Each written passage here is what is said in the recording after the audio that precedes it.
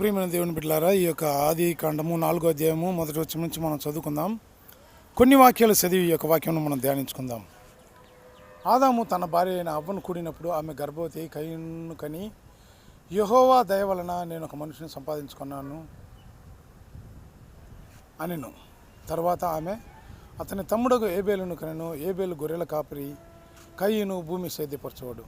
కొంతకాలమైన తర్వాత కయీను పొలము పంటలో కొంత యెహోవాకు అర్పణగా తెచ్చెను. ఏబేలు కూడా తన మందలో తొలిచూలు పుట్టిన వాటిలో క్రొవ్విన వాటిని కొన్ని తెచ్చెను. యెహోవా ఏబేలును అతని అర్పణను లక్ష్యపెట్టెను, కయీనును అతని అర్పణను ఆయన లక్ష్యపెట్టలేదు. కాబట్టి కయీనుకు మికిలి కోపం వచ్చి అతడు తన ముఖము చిన్నబుచ్చుకొనగా, యెహోవా కయీనుతో, నీకు కోపమేలా? ముఖం చిన్నబుచ్చుకుని ఉన్నావేమి? నీవు సత్క్రియ చేసిన ఎడల నీవు సత్క్రియ చేసిన ఎడల తలనెత్తుకొనవా?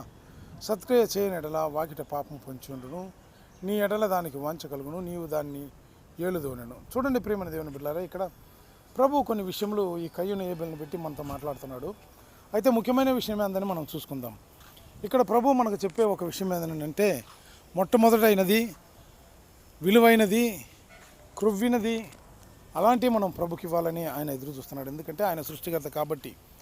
మనకు జీవమునిచ్చింది ఆయన, మనకు ప్రాణమునిచ్చింది ఆయన, మనం పోషించేది ఆయన, ప్రతి ఒక్క విషయం చేసేది ఆయనే మనకి. కాబట్టి ఆయన ఎదురు చూసేది మొట్టమొదటిదిను మంచిదిను ఎదురు చూస్తున్నాడు. మంచిదిగా అంటే మొట్టమొదటిగాను ఉండాలి. ఆ మంచిదంటే దానికి మించింది వేరొకటి ఏది లేదు, అలా ఉండాలి. చూడండి ప్రియమైన దేవుని బిడ్డలారా, ప్రభువుకు ఎప్పుడు మనము మొట్టమొదటి కార్యంలో ప్రభువుకి ఇస్తాము, ప్రభు మనల్ని ఒకరోజు కూడా విడిచిపెట్టాడు. అందుకే అనేక మంది పాస్టర్ చెప్తున్నారు, వేకుజాములేసి ఆయన వెతకండి. ఎందుకు వేకుజాములేసి ఆయన వెతకమంటారంటే, మొట్టమొదటిది ప్రభువుకి ఇవ్వాలన్నమాట. అందువలన వేకుజాములేసి వెతకమంటారు. ఆ వేకుజామున వెతికేటప్పుడు ఎలా వెతకాలి అంటే, ముఖ్యమైనది అంటే తమిళ్లో చెప్పిందంటే సిరందది అంటారు అన్నమాట. బెస్ట్ ఇంగ్లీష్లో అంటే శ్రేష్టమైనది తెలుగులో.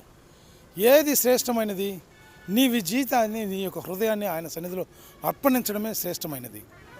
ఎంతకెంతకు నీ జీవితాన్ని ఆయన హృదయంలో వేకుజాములేసి ఒప్పచెప్తావో, అప్పగిస్తావో, ప్రభు అంతకంతకు నిన్ను దగ్గర తీసి దరిదాపుకు తీర్చి నీ అవసరతలు తీర్చి నిన్ను పరిశుద్ధ మార్గంలో నడిపించి ఆయన రాజ్యంలోనికి ఖచ్చితంగా చేర్చుకుంటాడు.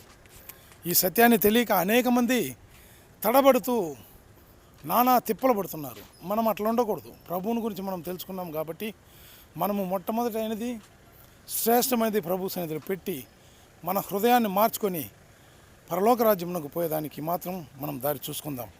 ప్రభు ఈ యొక్క వాక్యమును మన వెడికిలో ఆశీర్వదించునుగాక. ప్రార్థించుకుందాం. జీవం కలిగిన తండ్రి, దయగలిగిన దేవ, మీ యొక్క పరిశుద్ధమైన పాదములకు స్తోత్రములు. ఈ యొక్క ఆదికాండము 4వ అధ్యాయంలో నా తండ్రి కయ్యూను హేబేలు గురించి మాకు చెప్పున్నారు. నా తండ్రి, ఈ విషయంలో కయ్యూను చేసిన కార్యములలో నాయన ఏది శ్రేష్టమైనది లేదు. అయితే ఏబేలు చేసిన కార్యంలో శ్రేష్టమైన కార్యములు చూపించారు. కాబట్టి మేము మొట్టమొదటైనది గాను శ్రేష్టమైనది గాను చేసి మీ యొక్క సన్నిధికి వచ్చి మీ యొక్క సన్నిధిలో ఆశీర్వాదం పొందుకొని పరలోక రాజ్యంలోకి వచ్చి చేరినట్లు మీరు నడిపించి ఆశ్రయించమని వేడుకుంటున్నాను. ప్రభువా, రక్షకుడా, ఈ యొక్క ఆదికాండము 4వ అధ్యాయంలో అనేక కార్యములు మీరు చెప్పున్నారు. అయిన పని తండ్రి, మాకు కావాల్సిన కార్యం ఏంటంటే మొట్టమొదటిదిను శ్రేష్టమైనది. ఈ కార్యములు మాత్రం మా మనసు ఉంచుకొని గుర్తుంచుకొని ఆ ప్రకారం జీవించి పరలోక రాజ్యములకు వచ్చేటకు సహాయం దయచేయమని క్రీస్తు యేసు నామములో వేడుకుంటున్నాను. జీవం కలిగిన తండ్రి, ఆమేన్. ప్రియమైన వారలారా, ఈ యొక్క వాక్యములను అందరికీ షేర్ చేయండి.